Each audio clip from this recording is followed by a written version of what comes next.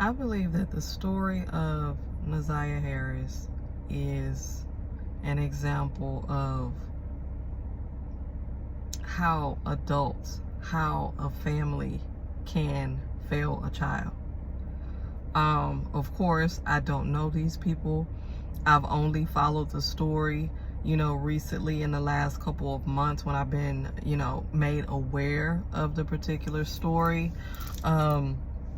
And I actually saw details a couple months ago on TikTok. And it just seemed odd. I'm trying to get my thoughts together. It just seemed really odd. The entire story, the entire situation, and the family. It's just so many different things that I want to say. She went missing in January of this year, I believe. I think she was getting off the school bus from school.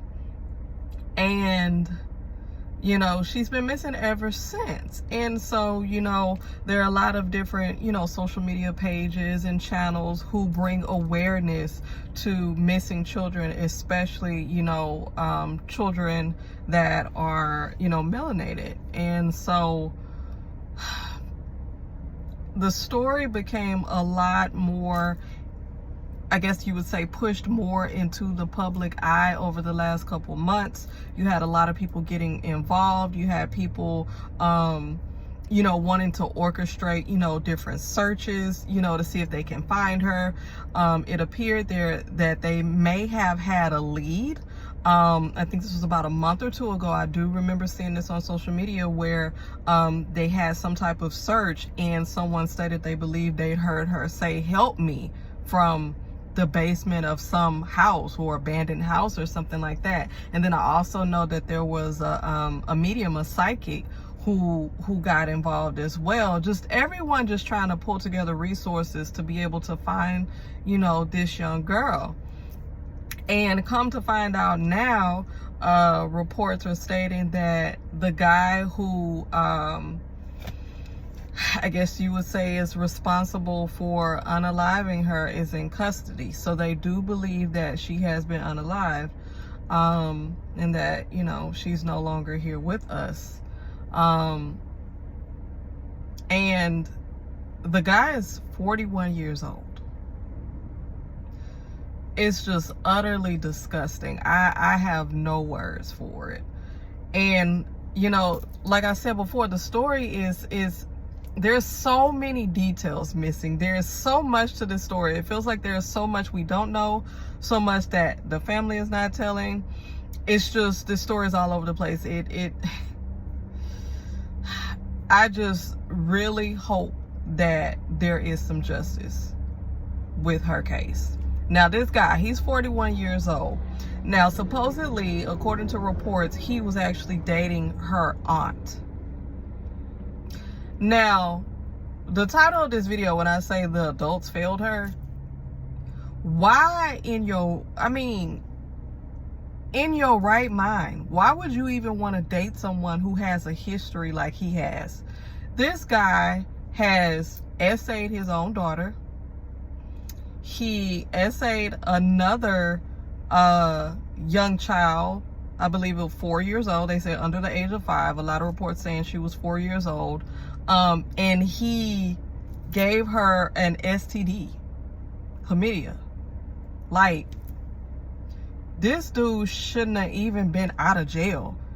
Let alone he's out of jail and you decide you want to date someone like that and bring that person around your family, around your nieces, your nephews. I don't know if she has children or not, but dude, how irresponsible is that?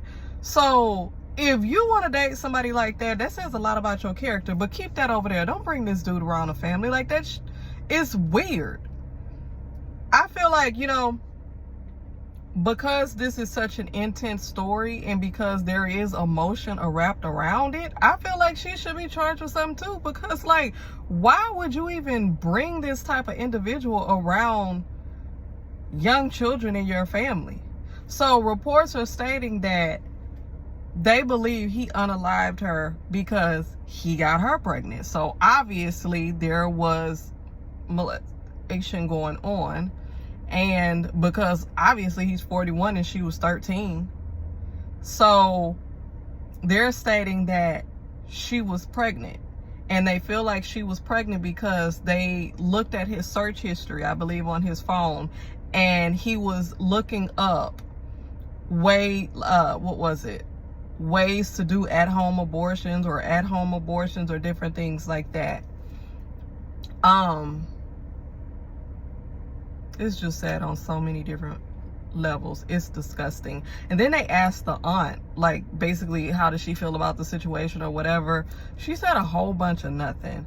Now, I don't know these people, like I stated, but I feel like a lot of these individuals and adults that were around her, this is my opinion, these are my feelings, they ain't ish. I'm sorry, I'm just gonna have to say it, because I'm gonna speak up, because I'm mad about this particular situation with this little girl. Like, if nobody else gonna say it, I'm gonna say it. Like, you know how you can just, you might not have proof, but you can feel it. I'm looking at this family, I'm looking at this auntie. I don't know where the mother is. I have read, you know, on posts and reports where people were saying her father passed away, her mother's no longer in the picture, or something like that, or vice versa. So she may have been living with the aunt or something like that. But it's just the fact that there was supposedly so many adults in her life, and everybody failed her. How was she not protected? There's just so many questions, and it's gonna be so many questions with this case. I hope she gets the justice that she deserves, but it feels like there's gonna be so many questions, so many stones to uncover. It's just so much. But at least he's been denied bail. He's in prison. And like I said before, you know, I don't even understand why he was out of jail in the first place, but, you know, that's the system for you, you know. But yeah, rest in peace to Naziah.